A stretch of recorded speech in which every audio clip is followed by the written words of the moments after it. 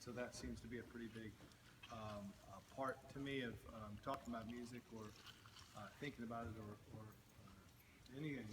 You have to learn it first. I'll have to be the public school teacher today, and I want to ask myself questions, but I will just open it up and talk about anything that you guys want to talk about that has to do with music. I can start talking. Yeah, there you go. Well, first is non-music one. Could you wish my husband a happy birthday? Today is actually his birthday, so this is his birthday present. Happy birthday. Thank you, sir. And doing interviews like this and publicity for records and everything, how do you balance maintaining some kind of semblance of privacy with having a public persona? Well, it's, I mean, when I'm at work, and I almost don't really want to call it work, except getting there is the work. Like traveling every day is most of it. I don't find it to be that tough to balance these days. There's times if you're on television or you're experiencing sort of a media thing, I usually kind of stay inside a lot, which is fine with me too. But I don't really know. I mean, it's not that difficult to do. I grew a beard last year, and all of a sudden I sit in cafes and no one really says anything. I'm not quite sure.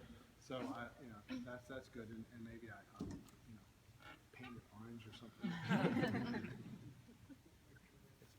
Could you speak a little bit about your interest in a cappella music, not just the sing-off, but also doing the album with the colleges, and why that was something of particular interest to you?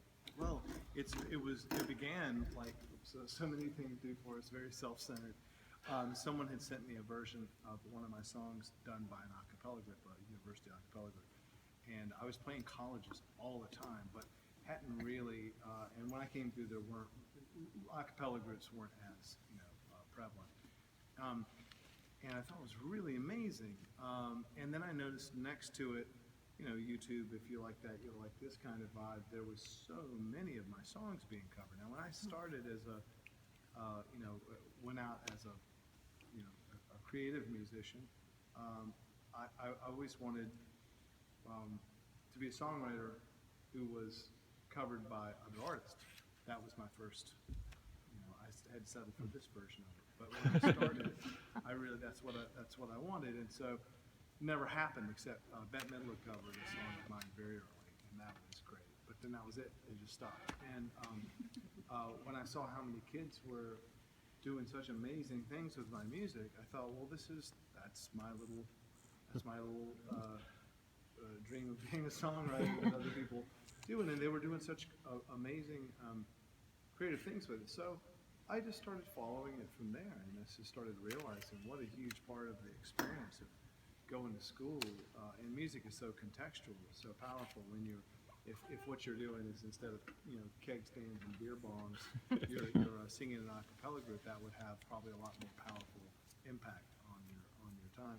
So recording that record that my engineer and I just got into, a van, did some trains, a couple of Southwest Airlines, and just got there and just put a couple mics inside the groups and recorded them in their natural habitat, the same way as you would record a National Geographic field recording of any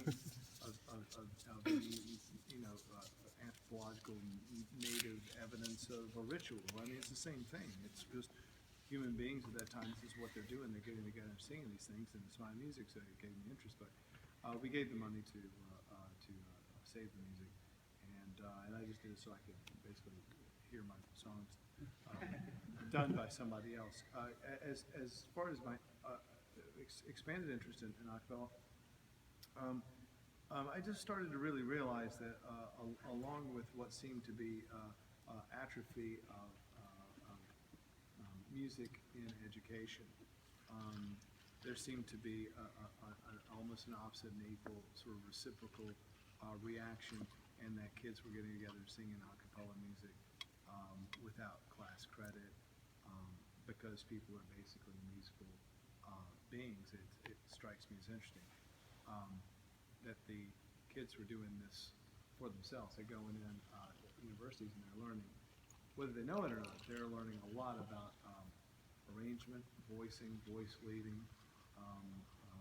ranges, all kinds of stuff. You know, sometimes they're reading it, mostly not. Mostly it's by ear, CDs. One guy knows a lot about music and tells the rest. So I think it's a really great, as good as any sort of educational tool for someone who's not going to pursue music. You know, Do you have a I think particular cover that you like, a cappella cover that was done of yours that you like the there was most? so many great ones. One that really stood out led to the hiring of the guy as my choir director for all my symphony shows, Kerry Marsh, and it was where was he teaching at the time? He was in Sacramento, and he had a jazz choir, and they did Selva's Golden Pose, which we put on the record. It's the only one I didn't go and record, and for one or two I didn't go and record in person because their recording of it that they did was unbeatable. So I really like that. I like the reharmonization of it. I think in terms very strictly of the harmony that I created around the melody, and some kind of jazz vocal groups lean towards serious reharmonization of the original chords, which is well beyond my imagination. So when I hear it, it freaks me out. You have an extensive catalog. I mean, you've written so many songs. With that being said, are there any methods or any process you use when you're writing a song that after maybe halfway through you realize it sounds similar to another song or reminds you too much of another song melody-wise? And are there any adjustments that you make? Well, that does happen sometimes. Yeah, it can happen, but I think sometimes it's just time to throw that one away, if that's the case for me, because